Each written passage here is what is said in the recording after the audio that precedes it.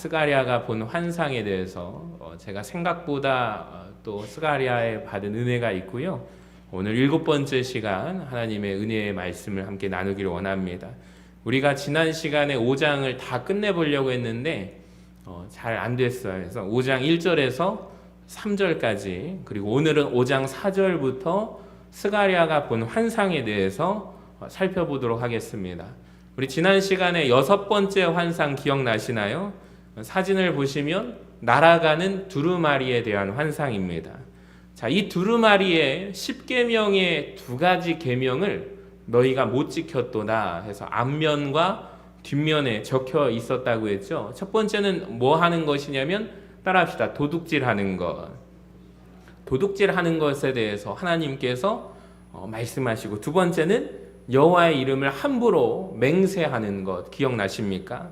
그러니까 10계명에서 우리가 흔히 큰 죄라고 하면은 살인하지 말라, 이 계명 정도는 나와야 할 것 같은데 이스라엘 백성들이 깜짝 놀라는 거예요. 하나님이 너희들이 지극히 작은 죄라도 이 2가지 죄악을 하나님이 고발하시면서 나는 작은 죄도 심판하신 하나님이다 라는 것을 말씀드렸습니다. 여러분, 우리가 예수 믿고 변화된 것 중에 하나가 무엇이냐면, 이전에 내가 은혜를 받으면 죄로 여기지 않았던 나의 삶의 모습들이, 여러분 마치 우리가 집안에서 청소를 할 때 깨끗하게 이만하면 다 됐어 라고 하지만 이 햇빛이 쫙 들어오면 공기 중에 뭐가 떠오르죠? 먼지가 비치죠. 그러니까 하나님의 은혜의 보좌 앞에 우리가 충만하게 하나님의 은혜를 경험하고 나면 내가 완벽한 존재인 줄 알았는데 나의 허물이 드러나게 되고 나의 누더기 같은 죄의 옷을 입고 있다는 것을 발견하게 되죠. 그러니까 이전에 미처 죄가 아니었다고 생각했던 것들이 죄악으로 느껴질 때 하나님 앞에서 내가 얼마나 추한 죄인인지를 드러나게 된다라고 말씀을 드렸습니다. 자, 그리고 오늘 5장 4절부터 5장 전체를 한번 보시기를 바랍니다. 그 다음에 제가 집중하고 싶은 것은 하나님이 말씀하십니다. 내가 이것을 보냈나니. 4절을 우리 같이 한번 읽어볼까요? 시작. 만군의 여호와께서 이르시되 내가 이것을 보냈나니. 자, 여기 보시면 내가 이것을 보냈나니, 이것은 무엇일까요? 따라합시다. 말씀. 다시 한번 말씀. 하나님의 말씀이에요. 여러분, 말씀을 보내시는 분이 누구일까요? 하나님이 보내십니다. 내가 보냈다라고 말씀하십니다. 여러분, 하나님이 어떻게 일하실까요? 하나님은 말씀을 보내심으로 일하심을 믿으시기를 바랍니다. 그러니까 오늘 스가랴 말씀에 따르면 경고의 말씀을 보내시는데, 여러분, 우리가 하나님의 경고의 말씀을 받을 때 우리가 회개해야 할 줄로 믿습니다. 근데 감사하게도 하나님은 경고의 말씀을 보내지 않으시고 치유의 말씀, 구원의 말씀을 우리에게 보내시고 허락하신다라는 것입니다. 시편 107편 20절을 보세요. 그가 그의 말씀을 보내어 그들을 고치시고, 할렐루야. 여러분, 위험한 지경에서 건지시는도다. 그러니까 오늘 하나님께서 말씀을 보내사 여러분의 영과 혼과 육을 고쳐주시기를 주님의 이름으로 간절히 축원합니다. 하나님께서 말씀이 여러분을 건져주시기를 원합니다. 하나님의 말씀이 우리를 교훈하세요. 우리를 책망하게 하시고 우리를 바르게 하십니다. 의롭게 하십니다. 할렐루야. 또 하나님의 말씀이 얼마나 놀랍냐면 이사야 55장 말씀에 따르면 하나님이 보내시면 헛되이 돌아오지 않는데요. 또 이사야 55장 11절에 보면 내 입에서 나가는 말도 이와 같이 헛되이 내게 되돌아오지 아니하고 나의 기뻐하는 뜻을 이루며 내가 보낸 일에 형통함이니라. 할렐루야. 여러분, 그러면 무엇이 형벌일까요? 한번 생각해 보세요. 하나님이 우리에게 벌을 내리시는데 우리는 흔히 이런 생각을 해요. 내가 열심히 믿지 않으면, 주일 예배 참석하지 않으면 내가 교통사고 나고 사업이 망하고 뭐가 안 되고 형벌이라고 생각합니다. 근데 여러분, 성경에서는 그런 것을 가지고 형벌이다라고 말씀하지 않아요. 그러니까 하나님이 주시는 우리에게 최고의 형벌이 무엇인가? 하나님의 말씀을 안 보내는 거예요. 그러니까 아모스 8장 11절을 우리 같이 한번 읽어볼까요? 시작. 주 여호와의 말씀이니라. 보라, 날이 이를지라 내가 기근을 땅에 보내리니 양식이 없어 주림이 아니며 물이 없어 가람이 아니요 여호와의 말씀을 듣지 못한 기갈이라. 아멘. 그러니까 하나님께서 주시는 가장 무서운 심판이 뭐예요, 여러분? 말씀을 보내지 않는 거예요. 그러니까 이 심판을 받았던 왕이 있습니다. 구약에서 사울 왕 기억하십니까?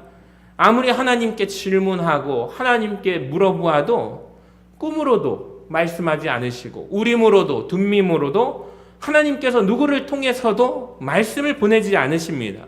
즉 이 말은 사울 내가 너를 버렸도다 라는 것입니다. 여러분 무서운 거죠. 평생 우리가 두려워해야 할 것이 무엇인가? 그러니까 하나님의 말씀이 끊어지는 거예요. 하나님 편에서 끊어버리시는 것입니다. 그러니까 하나님이 말씀을 주실 때 여러분 감사함으로 받으시기를 바랍니다. 그러니까 우리에게 하나님이 말씀을 보내십니다. 너무너무 감사한 거죠. 여러분 이 말씀을 그렇다면 어떤 자세로 들어야 할까요? 시편을 한번 볼까요? 119편 81절에 우리 같이 읽어봅니다. 시작. 나의 영혼이 주의 구원을 사모하기에 피곤하오나 나는 주의 말씀을 바라나이다. 아멘. 여러분 말씀을 사모하시기를 바랍니다. 123절을 한번 보세요. 내 눈이 주의 구원과 주의 의로운 말씀을 사모하기에 피곤하니이다. 여러분 사모하는 자에게 하나님은 어떻게 하시느냐? 만족함을 주신다라는 거예요. 시편 107편을 보시면 그가 사모하는 영혼에게 만족함을 주시며 줄인 영혼에게 좋은 것으로 채워주십니다. 여러분 말씀을 채워주시면 사모하는 마음으로 말씀을 받으시고 아멘 하시기를 바랍니다. 그러니까 느헤미야 선지자가 말씀을 선포할 때 백성들이 아멘 아멘 하고 그랬다고 하잖아요. 그러니까 하나님이 원하시는 것이 바로 이거예요. 여러분 그리고 7번째 환상으로 가겠습니다. 스가랴 5장 5절에서 6절을 같이 한번 우리 화면을 보고 읽어봐요. 시작. 내게 말하던 천사가 나와서 내게 이르되 너는 눈을 들어 나오는 이것이 무엇인가 보라 하기로 내가 묻되 이것이 무엇이니까 하니 그가 이르되 나오는 이것이 에바이니라. 아멘. 도대체 무슨 말인지 아시겠습니까? 사실 한 개도 모르겠죠. 자, 에바가 무엇인지 설명을 해줘야 하는데 여러분 에바가 무슨 말인지 우리 한글 성경이 설명을 안 해줍니다. 그러니까 영어 성경에 보면은 바스켓이라고 되어 있거든요. 또 버킷이라는 단어로 되어 있습니다. 사진을 한번 보여주시면 앞에 이런 바구니 같은 것입니다. 자, 이스라엘 백성들이 우리나라로 치면은 한 돼, 한 말, 이 광주리를 말하는 거거든요. 그러니까 곡식의 양을 측량하는 용기예요. 약 22리터 정도 담을 수 있는 광주리입니다. 여러분 이게 따라합시다. 버킷. 다시 한번 버킷. 버킷리스트 혹시 들어보셨나요? 젊은 세대들이 버킷리스트 많이 말하는데 이게 이거거든요. 내가 죽기 전에 하고 싶은 일, 이게 버킷리스트라고 합니다. 여러분 근데 이 단어의 어원이 어디에서 나온지 아십니까? 이게 사실 되게 무서운 말이거든요. 자, 킷더 버킷 하면은 죽다라는 뜻이래요. 그러니까 옛날에 교수형을 당할 때 그 버킷 위에, 바구니 위에, 양동이 위에 사람이 올라가 있다가 버킷을, 바구니를 이렇게 발로 땅 하고 차버리면 어떻게 되죠? 그 사람이 죽는 거죠. 그러니까 죽기 전에 네 소원이 무엇이냐라는 질문이에요. 무서운 이야기예요. 여러분 우리 교회 다니면 상식이 많아집니다. 여러분 재밌는 것은 이 에바 안에 몇 리터냐면 따라해 볼까요? 22리터. 그러니까 22리터의 바구니를 한번 생각해 보시면 돼요. 근데 이 작은 에바 안에, 바구니 안에 뭐가 들어있냐면 7절을 보세요. 이 에바 가운데 뭐가 들어있어요? 굉장히 이상하게도 한 여인이 앉아있고, 자, 들어갈 수 없죠. 22리터니까요. 근데 한 여인이 앉아있고 그때 둥근 납 한 조각이 들려 있습니다. 자, 8절을 보니까 그가 이르되 이 여인은 누구냐면 악이래요. 악. 여러분 이 여인을 에바 속으로 던져 넣고 납조각을 그 에바 아구에 위에 던져 넣은 것입니다. 그러니까 스가랴가 이 환상을 본 거죠. 그림으로 한번 보시면 이런 모습입니다. 여러분 상상이 되십니까? 저 안에 있는 것이 무엇이냐면 악함입니다. 악독이에요. 근데 여인으로 오늘 말씀에 의인화된 악이 들어 있습니다. 이건 참 감사한 환상 아닙니까? 그러니까 여섯 번째 환상하고 연결되는 거죠. 자, 여섯 번째 환상에서는 날아가는 두루마리를 통해서 하나님은 작은 악이라 할지라도 하나님은 심판하신다.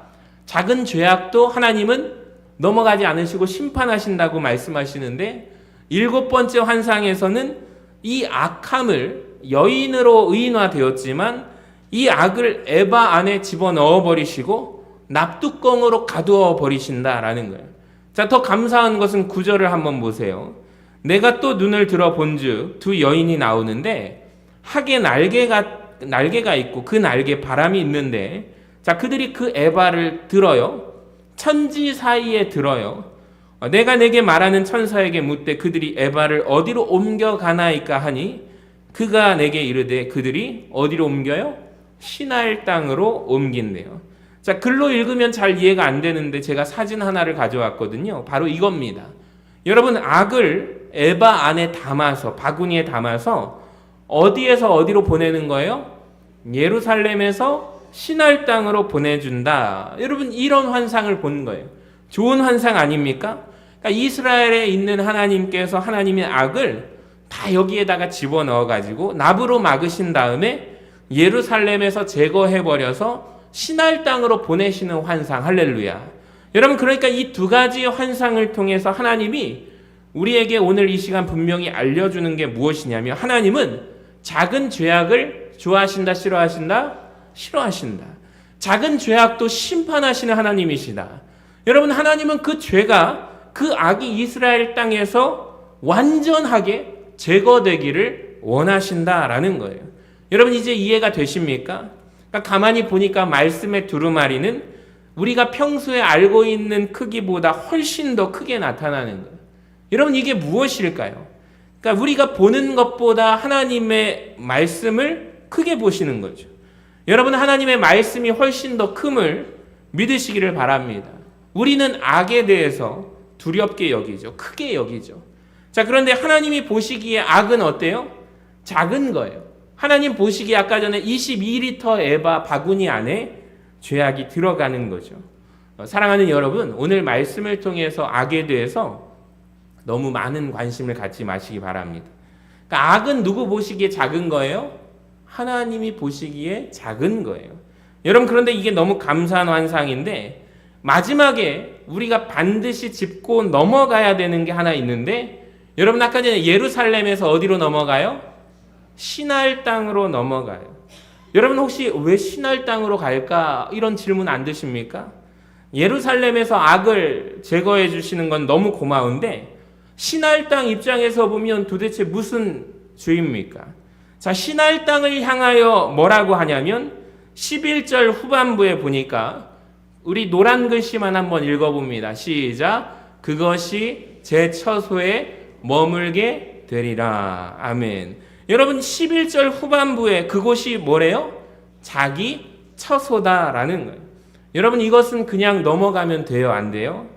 안 되는 거죠. 제가 이 이야기를 하고 말씀을 마치겠습니다. 자, 저를 보시기 바랍니다.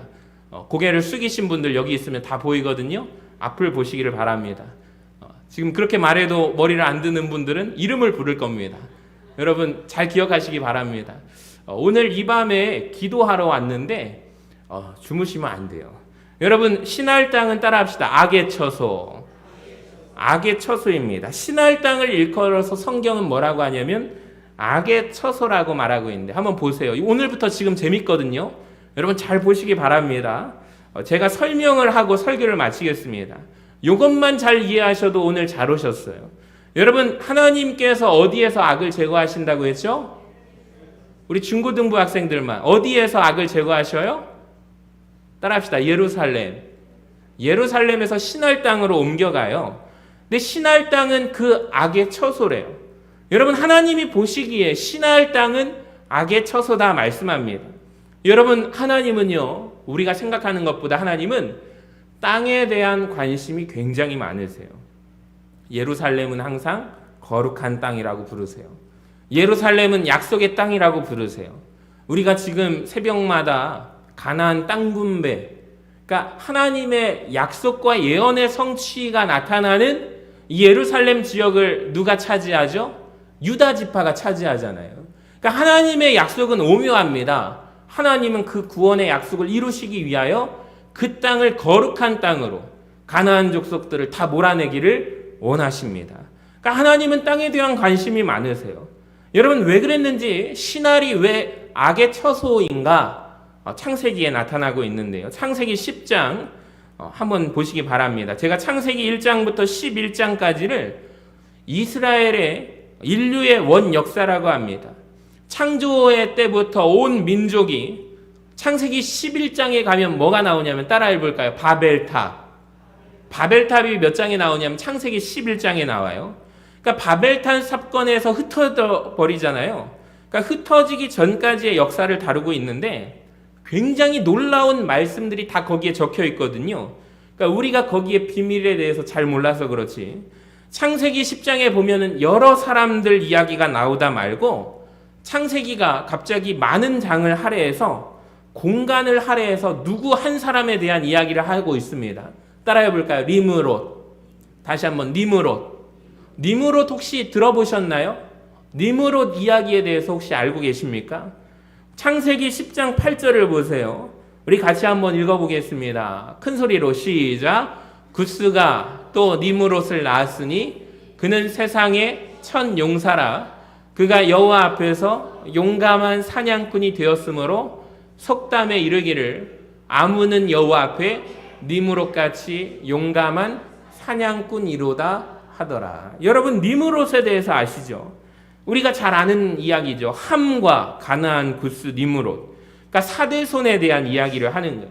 그러니까 홍수가 끝나고 여러분 함의 사대손 니므롯의 이야기가 뭐가 도대체 중요해서 성경은 여러 장을 할애해서 니므롯에 대한 이야기를 말씀하고 있을까요? 세상의 첫 용사래요. 영어로 치면 사냥꾼, 헌터죠. 용감한 사냥꾼이래요. 도대체 그게 뭐가 중요해서 여러분 그게 왜 중요해서 성경이 기록하고 있을까요?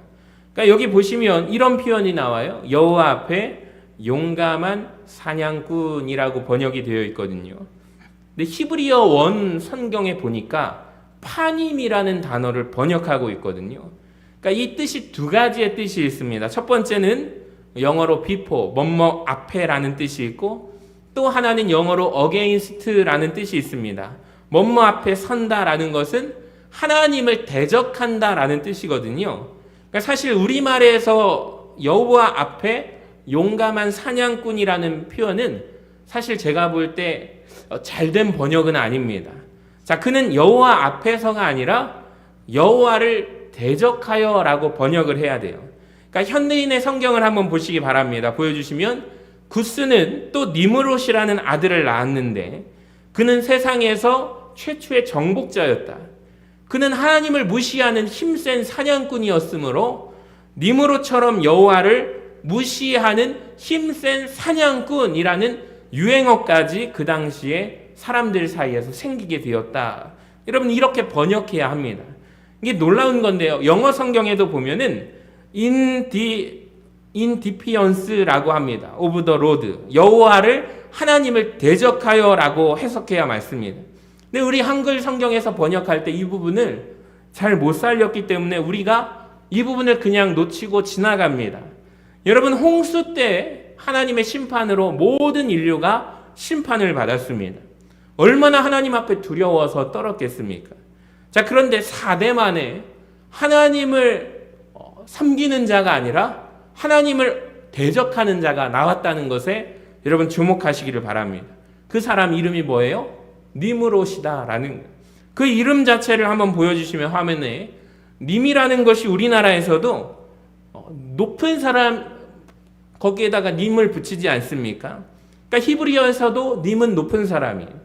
그리고 마랏이라는 것이 무엇이냐면 반역하다라는 거예요.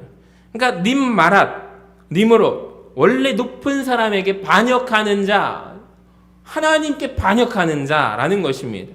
이 바벨로니아 탈무드에 보면은요, 다음을 보여주시면 그가 니므롯이라고 불린 이유는 무엇인가? 그가 온 세상을 선동했대요. 그분 하나님의 주권에 반역하게 했기 때문이다 라고 나옵니다. 갑자기 오늘 성경 말씀이 흥미로워집니다. 여러분, 왜 니므롯이라는 이 사람을 창세기 10장에서 기록하고 있는지 우리는 이제 알게 돼요. 유명한 사냥꾼이라서 기록한 게 아니에요. 처음에는 유명한 사냥꾼이 니므롯이었을 것입니다. 이 당시에 야생동물을 사냥했겠죠. 여러분, 사냥을 하는데 사람들이 사냥을 너무나도 잘하니까 이 니므롯 근처에 사람들이 몰려들었겠죠. 그리고 이 사람이 추앙받기 시작합니다. 근데 이 니므롯이 교만해져서 어떻게 돼요? 하나님을, 여호와를 대적하는 자가 되었다라는 거예요. 여러분, 이해가 되십니까? 그래서 성경을 읽다 보면 이 니므롯이 그가 나라를 건설하기 시작해요. 재밌는 건 아까 전에 우리가 창세기 10장 9절까지 읽었거든요. 자, 그의 나라는 어디에서 시작되는가? 시날 땅에서 시작됩니다. 10절부터 한번 보여주시면 그의 나라는 시날 땅의 바벨, 이게 놀라운 거예요.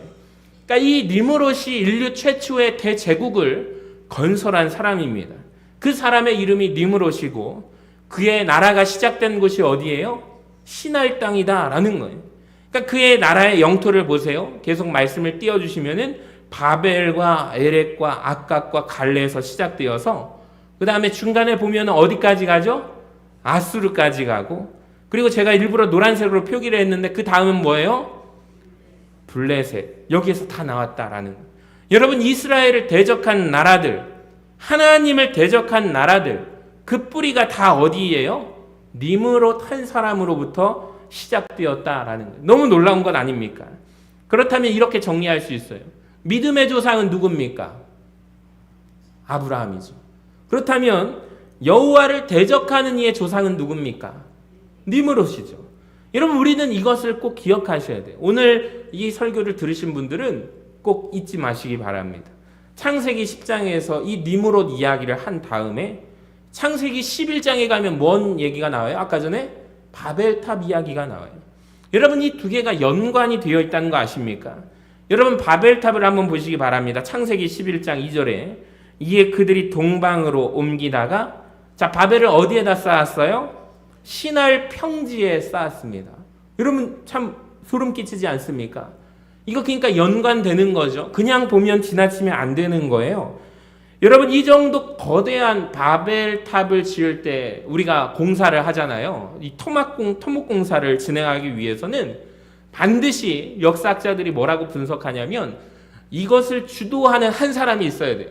아주 권력자, 왕이 있어야 한다고 판단을 합니다. 기술도 있어야 돼요. 여러분, 누가 이 시날 땅, 시날 평지에서 높은 탑을, 바벨탑을 쌓자라고 누가 말했을까요? 여러분, 누가 말했을까요? 우리는 말할 수 있죠. 누구예요? 니므롯이 얘기한 거예요. 니므롯의 나라가 이 바벨탑을 쌓은 이유는 무엇입니까? 하나님께서 온 지면에 흩으시려고 했는데 이거죠. 온 지면에 우리가 흩어버림을 면하자. 우리 이름을 내고라고 말하는 거예요. 여러분, 뭘까요? 이거는 하나님에 대한 반역입니다. 하나님은 온 세상의 사람들을, 민족을 흩으시려고 했잖아요. 이 사람들이 뭐라고 말합니까? 첫 번째로 한번 보여주시면 흩어지지 않겠다라는 것입니다. 자, 또 하나, 하나님이 홍수로 우리를 심판한 적이 있잖아요. 두 번째, 같이 읽어볼까요? 시작. 우리는 더 이상 홍수에 망하지 않겠다. 여러분, 생각해 보세요. 홍수 사건을 경험하면서 뭘 느낍니까? 높은 탑을 쌓으면 살 수 있어요, 없어요? 살 수 있는 거예요. 그러니까 멸망하지 않는, 홍수가 와도 무너지지 않은 나는 높은 탑을 쌓겠다.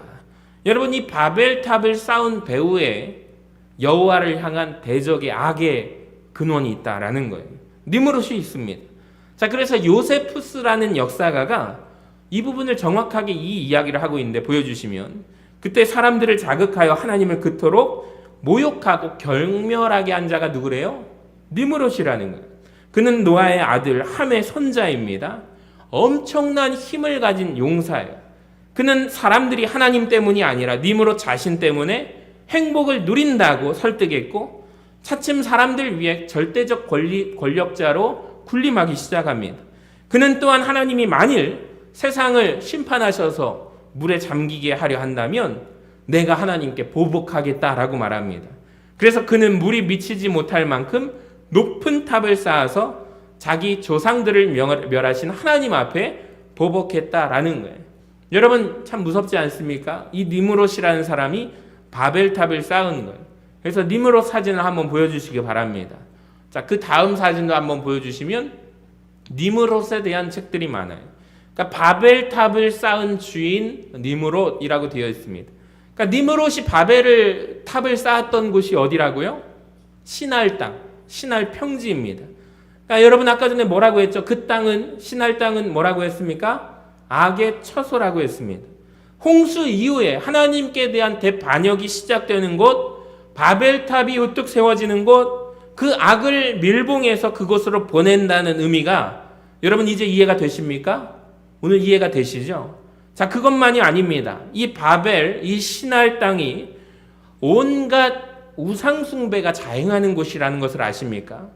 사실 성경은 언급해 있지 않지만 제가 지금부터 말씀드리려고 하는 것은 그 외의 것인데 소개하는 게 참 좋을 것 같아요. 여러분 야살의 책이라는 곳에 기록되어 있는데요. 왜 제가 야살의 책에 대해서 언급을 하는가? 성경이 아님에도 불구하고 성경에서 야살의 책의 내용이 나올까요? 안 나올까요?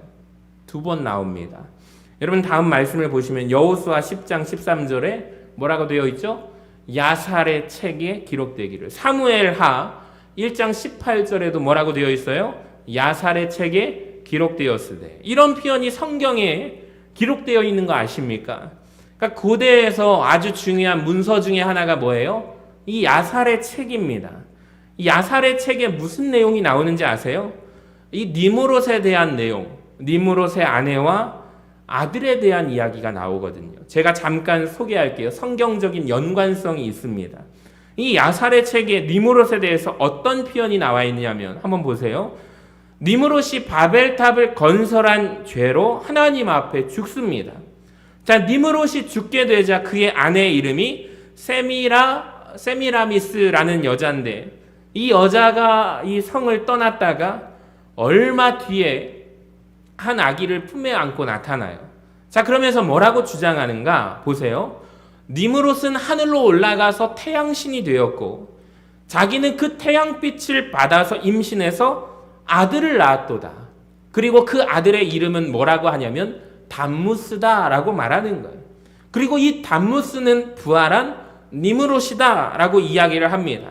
그러니까 사람들은 니므롯이 태양신으로 섬기고 자기는 달의 신이고 아들 담무스는 별의 신이라고 사람들에게 그렇게 말을 하면서 섬기게 하도록 한 여인이 이 니므롯의 아내의 이야기가 나옵니다. 그러니까 사진을 보여주시면 모자 숭배가 시작되게 되는 거죠. 너무나 놀라운 게 무엇이냐면 여러분 이때부터 니므롯이 태양신으로 숭배되기 시작합니다.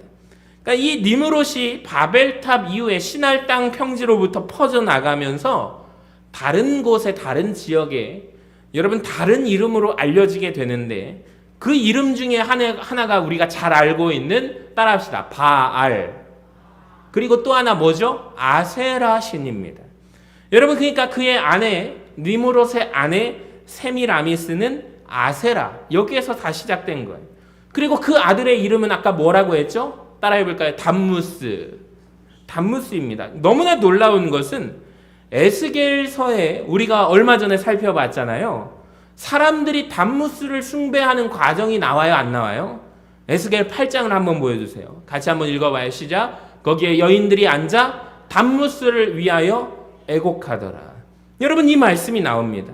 그러니까 이게 니므롯과 세미라미스의 아들 담무스, 이게 이스라엘 백성들이 우상 숭배를 이때부터 계속 해왔는데 담무스를 숭배한 자들이 남아있는 거죠. 너무 놀랍지 않습니까? 그래서 이것들이 각종 지역으로 퍼져나가게 되는데 특별히 이스라엘 백성들이 대표적으로 지금 새벽마다 사사기를 보고 있거든요.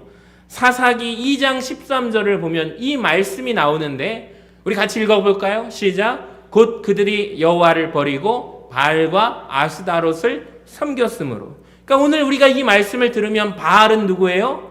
니므롯이고 여러분 아스다롯은 무엇이에요? 그의 아내 세미라미스라는 거예요.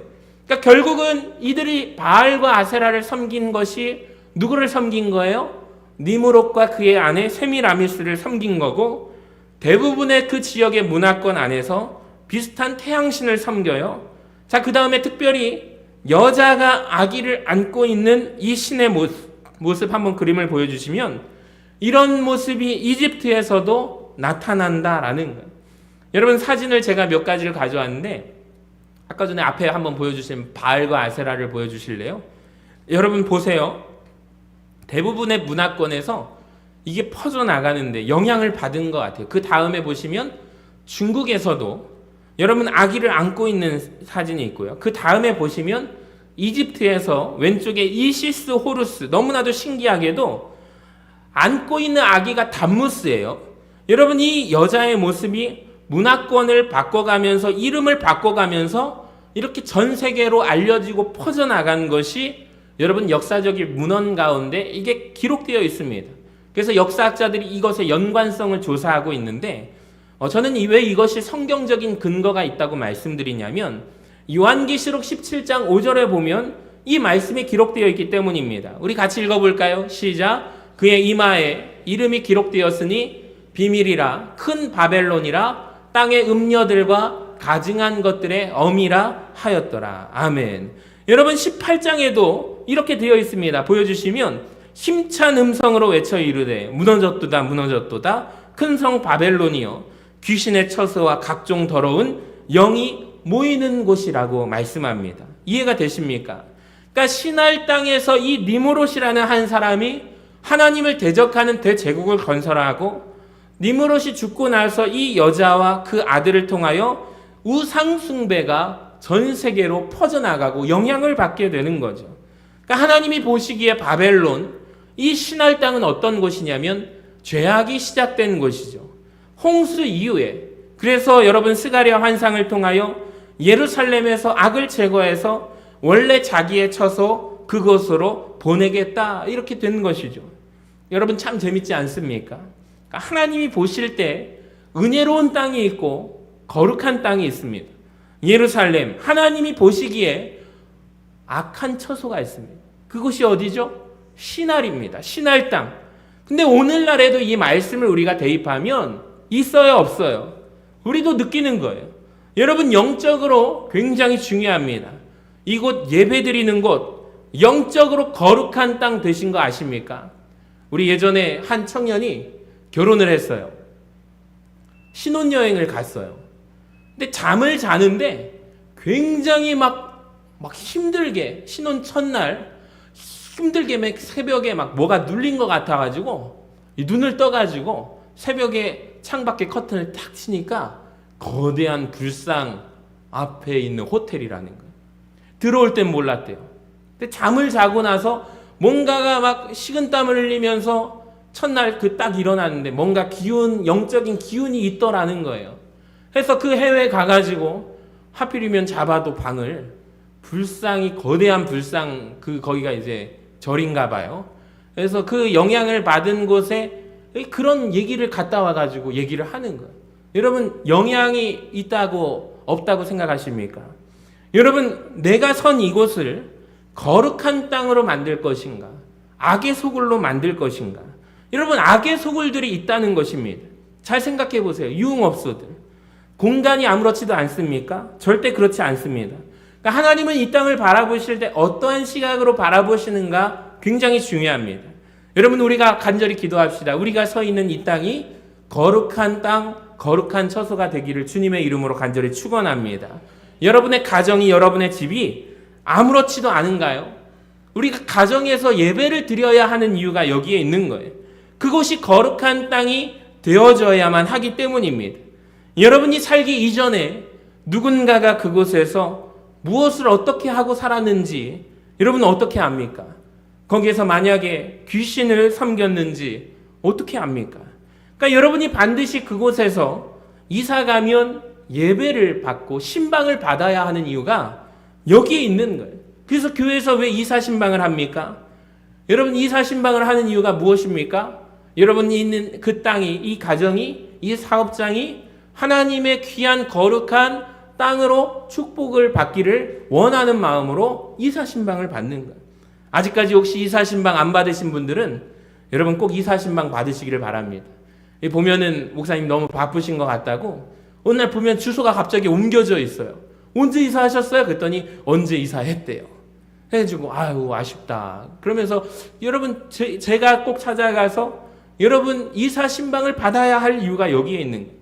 바빠도 아무리 바빠도 그게 먼저인 거예요. 제일 먼저 가는 이유가 여기가 있는 거예요. 여러분이 사는 집이 예배를 드림으로 은혜의 처소가 만들어져야 되는 거예요. 여러분이 서 있는 직장에서 은혜의 땅, 거룩한 땅 되시기를 주님의 이름으로 간절히 축원합니다. 여러분이 믿음의 조상 아브라함이 되시기를 축복합니다. 바라기는 부디 악의 조상 님으로 되지 마시기를 바랍니다. 그러니까 나부터 믿음의 가문이 될 수도 있고 나부터 우리 집안에 하나님을 대적할 수도 있는 거예요. 여러분 무서운 거예요. 그러니까 우리가 기도해야 할 것은 내가 영적인 아브라함 되시기를 주님의 이름으로 간절히 축원합니다. 오늘도 이 믿음으로 기도하며 나아갈 때 하나님께서 여러분이 서 있는 곳을 거룩하고 복된 곳이 되게 하여 주셔서 하나님 앞에 우리가 예배드리는 이곳이 거룩한 땅 되기를 간절히 소망합니다.